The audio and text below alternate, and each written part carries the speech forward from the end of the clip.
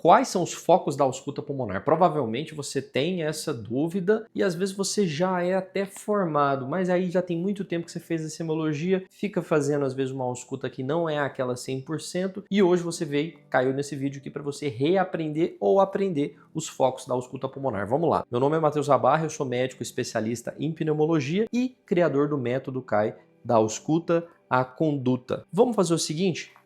Quantos são esses focos? Só para a gente organizar. Anota aí, são 10 focos na frente, anterior, certo? E 6 posteriores, tudo bem? Quais são esses 10? Eu quero começar de cima para baixo. Quais são esses 10? A gente tem o foco cervical direito, então você vai pegar o seu estetoscópio. Vou destacar isso aqui, que esse estetoscópio tem como você até decapitar ele aqui, ó. Você vai auscultar aqui nessa região cervical à direita. Matheus, por que nessa região? Porque você pode auscultar estridor nessa região. Você pode diferenciar ronco de transmissão de ronco pulmonar nessa região. Se você, por exemplo, o ronco de transmissão aumenta, o ruído aumenta nessa região e diminui nessa região, muitas vezes pode ser só uma secreção meio alta ou na orofaringe que esse paciente tem. Tudo bem?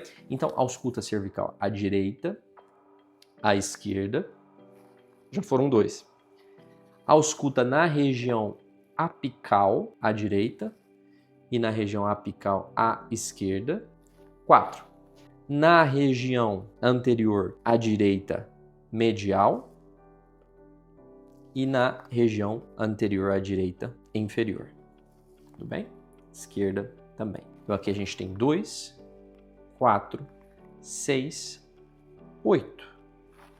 Beleza?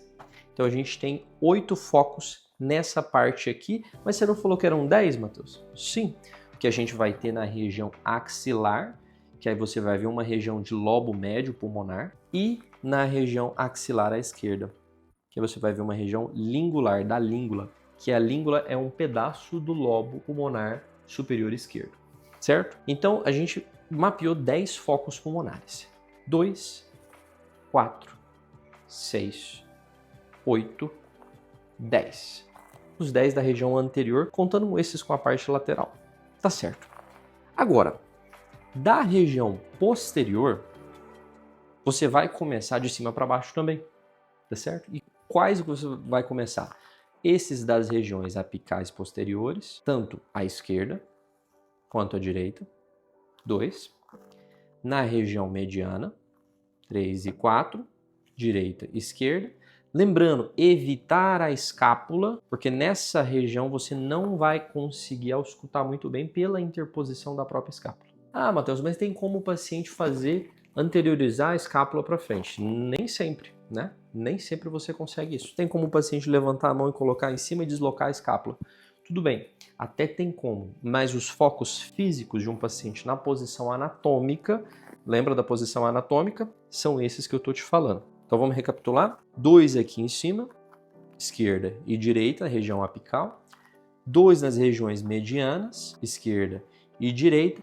E 2 nas regiões das bases, esquerda e direita. Tudo bem? Ah, mas e a axila? Axila que você já viu. Região aqui da axilar você já viu lá naquela parte anterior. Então, nós temos 6 focos aqui na região posterior, ok? E a gente tem 10 focos na região anterior, contando com a parte lateral. Tá vendo? Um vídeo simples desse vai fazer com que você sistematize e você, quando vai auscultar o seu paciente, você vai lembrar do 16. Por quê? Porque são 16 focos. Nossa, mas é coisa demais, né, Matheus? Sim. É um órgão muito grande, mas que se você ausculta com cuidado, você ganha tempo, ganha resolutibilidade, você é mais resolutivo com o seu paciente e você se torna um médico de valor. Por quê? Você não fica dependendo de exames complexos para poder tomar uma decisão básica. Você, com o seu estetoscópio, já consegue resolver muito problema. E você sabe que muitas vezes é só você e seu estetoscópio que vai estar lá naquela unidade de saúde para poder atender uma renca de paciente. Então você precisa ser um médico muito resolutivo, só você e o seu estetoscópio. Combinado? Um prazer te receber nesse vídeo, mas eu quero te convidar para clicar no link, eu não vou te contar o que é, mas no link que está aqui embaixo na legenda desse vídeo. Te espero lá.